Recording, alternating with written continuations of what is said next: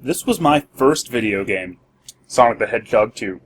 In the 22 years since then, I've played this thing literally thousands of times. And in those years, Sonic 2 has been decompiled and busted open, it's had betas and alphas discovered and released, cracking open enemies, ideas, and entire zones that were left on the proverbial cutting room floor.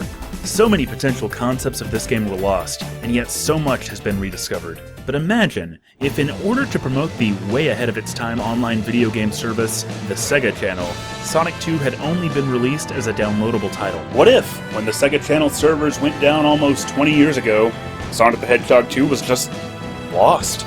That any game company would do something so stupid would have been ridiculous back then, and it never would have happened that way. But when we turn to more contemporary games, it already has happened.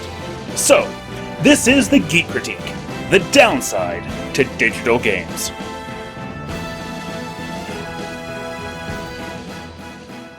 Video game packaging is so neat, don't you think? The way they set facing outward on store shelves, the covers all vying for your attention, the weight of the box in your hands, that satisfying snap of the case. Man, as a gamer, is there anything more fulfilling than adding a well-chosen game to your curated collection? I sure hope so. Like, maybe, I don't know, actually playing the game. I don't really get this fixation that a lot of gamers seem to have on physical media, and I never have. Well, which is awful for me, because the standard YouTube gamer set is a backdrop of game shelves, but if I tried that with my setup, it kinda looked like this. Oh yeah! That's beautiful! I know, you click this to hear about the downside of digital, and man is there ever a big downside. But it says a lot about just how worried I am that I'd even be one to make a video like this.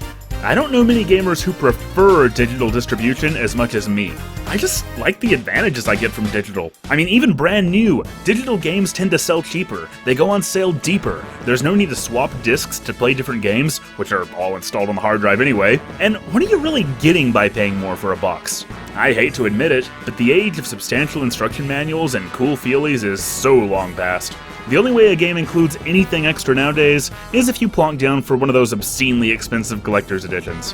There's no risk of a laser burning out or a drive failing, and there's no collection to lug around. And that's the best part of all, isn't it? I feel like this collection has a permanence and a convenience that a disc just can't duplicate without taking up any of the space. Yes sirree, every piece of storage I own could fail, and all I'd lose is the data. And that data's always on the internet. And it always will be on the internet. Right? It's easy to forget how new this is. After all, it was barely a decade ago that the very first fully digital games were being sold on a console via the Xbox Live Arcade. One of these games was a very well-received title called Marble Blast Ultra, which was recommended to me by more than a few friends when I got a 360 back in 2007. I downloaded the demo back then and I really enjoyed it, but there were so many games I wanted to play, I knew I'd pick it up down the line. I waited too long. It was delisted from XBLA in early 2011 when the developer lost the rights to the game. Now, bizarrely, I can still re-download the demo since I had it before, and it's just aggravating that I can only get a little taste of a game that I would still love to play. But unless you bought it in time, it's been lost for more than 5 years. A similar fate would befall the excellent retro beat-em-up Scott Pilgrim vs. the World, one of my favorite games of 2010. It has just awesome chiptune music, the kind of co-op gameplay I wish we got more of, and a really fun combat system. I would love to recommend it to you, but you haven't been able to buy it since 2014. Although you weirdly can still buy download codes from GameStop, and I would jump on it if this looks cool to you, because there's probably only a finite supply of codes. So I wrote that script, recorded the audio, and then I decided to make sure that it really was on GameStop.com, and here's what I found. The only thing a search for Scott Pilgrim comes up with is DVDs and those dumb vinyl figures. So I guess I was right. The codes are gone, and there's no way to get Scott Pilgrim vs. the World. God, this sucks, and I'm sorry. But at least if you bought Marble Blast or Scott Pilgrim while they were available, you can still re-download them. That's not the case for Petey, the playable teaser of a Silent Hill reboot that was directed by one of my favorite developers, Hideo Kojima. Unfortunately, that reboot was cancelled when Konami went on a chaotic frenzy of horrible decisions last year, and the teaser was erased from the PlayStation Store. I did finally get to play it with my girlfriend on her PS4 while I was making this episode, and it was a blast. PT is excellent and innovative and mysterious. It got me infuriatingly electrified for a game that will never happen. but even a week later I keep thinking back on how many questions it raised and how much fun it was. The teaser alone is something every gamer should experience, but the only ones who can now are those who kept it on their hard drives. Over time, those hard drives will inevitably fail, and as they do, Petey becomes more and more lost.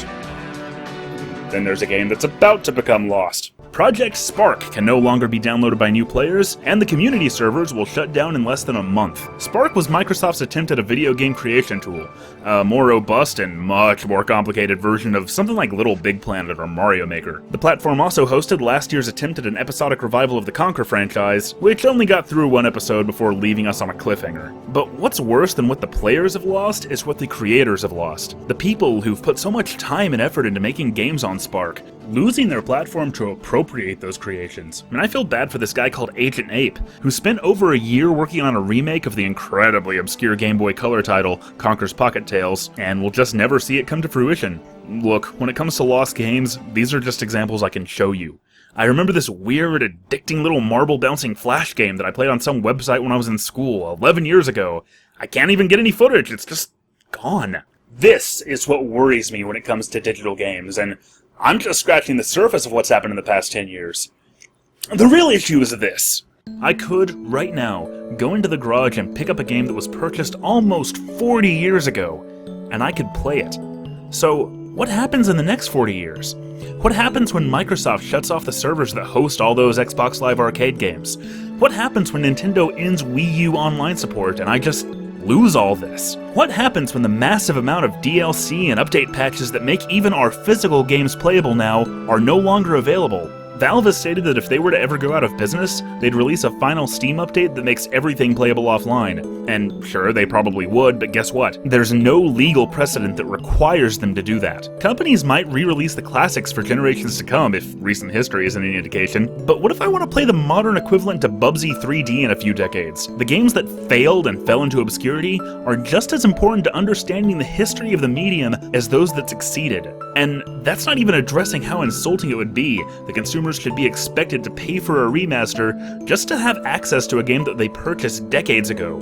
I got one more example. This is Sonic Runners, the game that got me thinking about all this. It's a free-to-play mobile title that was released about a year ago. It has a lot of problems, but I've sunk quite a lot of time and even a little money into it, unlocking characters and playing through the story mode. I've enjoyed my time with it.